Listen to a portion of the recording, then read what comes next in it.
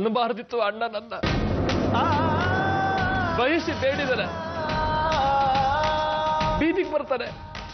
ಆಗ ನಾನು ಹೇಗೆ ನೆಮ್ಮದಿಯಾಗಿರ್ಲಿ? ಇಷ್ಟು ದಿನ ನಮಗೆ ಬಡತನ ಇತ್ತು, ನೆಮ್ಮದಿ ಇರಲಿಲ್ಲ. ಈಗ ಸುಧಾರಿಸಿದ್ದೀವಿ, ಅವನು ಹಂಗಾಗ್ಬಿಡ್ತಾನೆ. ತಿಳಿಯುತ್ತ ಗಂಟ್ಲಲ್ಲಿ ಪಾಪ ಕಡೆ ಅಣ್ಣ. ಇದೇ ಅಲ್ವಾ ತಲೆಹರಟೆ ಮಾತು ಅಂದ್ರೆ? ದೊಡ್ಡಪ್ಪ ಅದೇಂಗ್ ಬೀದಿಗೆ ಬಂದ್ಬಿಡ್ತಾರೆ? ಅಷ್ಟೆಲ್ಲ ಇದೆ, ಅಸಂಬದ್ಧ ಅಲ್ವಾ ನೀವು ಮಾತಾಡ್ತಿರೋದು? ಹಾಗಂತ ಕೇಳ್ಕೊಂಡಿದ್ದಾನೋ ದೇವ್ರ ಹತ್ರ, ವರ ಬೇಡಿದಾನೆ. ದೇವ್ರು ಅಂದ್ರೆ ದೂರ ಇಟ್ಟಿರೋ ದೊಡ್ಡಪ್ಪ ಅದೇಂಗ್ ದೇವ್ರ ಹತ್ರ ವರ ಬೇಡ್ತಾರೆ? ಸಿಬಿಐ ಹತ್ರ ಸದಾಶಿವ ಬಾಯ್ಬಿಡ್ಬೋದು, ಆದ್ರೆ ನಾನು ಬಾಯ್ಬಿಡಲ್ಲ. ಕುಡಿಯಕ್ಕೆ ಒಂದು ಕಾರಣ ಬೇಕಿತ್ತಷ್ಟೇ. ಡಿಪೋದಿಂದ ದುಡ್ಡು ಬರ್ತಿದೆ, ಚಟ ಶುರುವಾಯ್ತು. ಆ ದುಡ್ಡು ಬರೋದಕ್ಕೂ ಅಣ್ಣನೇ ಕಾರಣ. ನಮಗೆ ಒಳ್ಳೇದು ಬಯಸಿ ಅವನು ಕೆಟ್ಟದನ್ನು ಬಯಸಿದಾನೆ. ಎಂಥ ಒಳ್ಳೆ ಅಣ್ಣ. ಅವನು ನನಗೆ ನೋವಾಗೋ ತರ ಮಾತಾಡಬಾರ್ದಿತ್ತು. ಇನ್ಮೇಲೆ ನನ್ಗೆ ಅಣ್ಣ ಇಲ್ಲ. ಆಯ್ತು, ಅದನ್ನ ಬೆಳಗ್ಗೆ ನಿರ್ಧಾರ ಮಾಡೋಣ. ಈಗ ಹೋಗಿ ಮಲ್ಗಿ. ಅನಾಹುತ ಇಷ್ಟರಲ್ಲೇ ಮುಗಿದ್ಬಿಡ್ಲಿ ಅಮ್ಮ.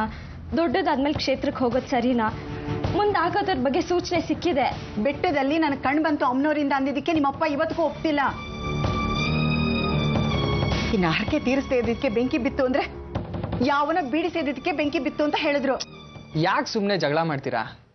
ಸದಾಶಿವ ಮಾವನ್ನ ನಾನು ಒಪ್ಪಿಸ್ತೀನಿ.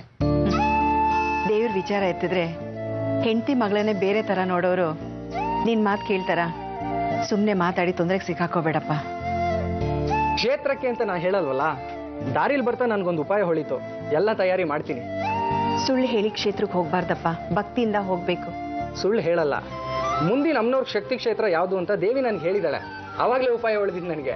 ಡಿಪೋ ಬಂತು, ಅಣ್ಣನ ಕೃಪೆ, ಆರ್ಡ್ರ್ ಬರ್ತಿದೆ, ಸ್ವಲ್ಪ ಫೇಮಸ್ಸು ಆಗ್ತಿದೆ, ದುಡ್ಡು ಬರ್ತಿದೆ. ಹಂಗಾಗಿ ನಿಮಗೆ ಮದ, ದುಡ್ಡಿದೆ, ಕಣ್ಣೀರಿಲ್ಲ. ಅದಕ್ಕೆ ಹೀಗೆಲ್ಲ ಮಾತಾಡ್ತಿದ್ಯಾ ನೀನು? ಏನ್ ಮಾತಾಡ್ದೆ? 1000 ಅಂತಾರೆ ದುರಹಂಕಾರದಲ್ಲಿ. ಅದಕ್ಕೆಲ್ಲ ನಾವ್ ಯಾಕೆ ತಲೆ ಕೆಡಿಸ್ಕೋಬೇಕು? ಹಂಗಂದ್ರು ಹಿಂಗಂದ್ರು ಅದಕ್ ಕುಡ್ದೆ ಅಂತಿದ್ರೆ ಬದುಕ್ ಸಾಗುತ್ತೇನ್ರಿ? ಹಿಂದೆಲ್ಲ ಸಾಕಷ್ಟು ಅಂದಿದ್ದಾರೆ. 1000 ಸಲ ಹಗ್ಗ ಹಾಕೋಬೇಕಾಗಿತ್ತು ನಾನು, ಅಷ್ಟು ಅಂದಿದ್ದಾರೆ. ಅಲ್ಲಿ ನಡೆದಿರೋದು ನನಗೆ ಮಾತ್ರ ಗೊತ್ತು. ನಿನಗೂ ಗೊತ್ತಾಗಿದ್ದಿದ್ರೆ ನಿನಗೂ ಸೇರಿಸಿ ತರಬೇಕಾಗಿತ್ತು ಬ್ರಾಂಚಿನ.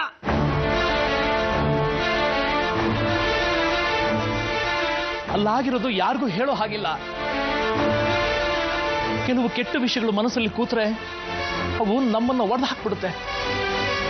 ಹಾಗಾಗಿ ಮನಸ್ಸು ಹತೋಟಿ ತಪ್ಪುತ್ತೆ ಕಡೆ.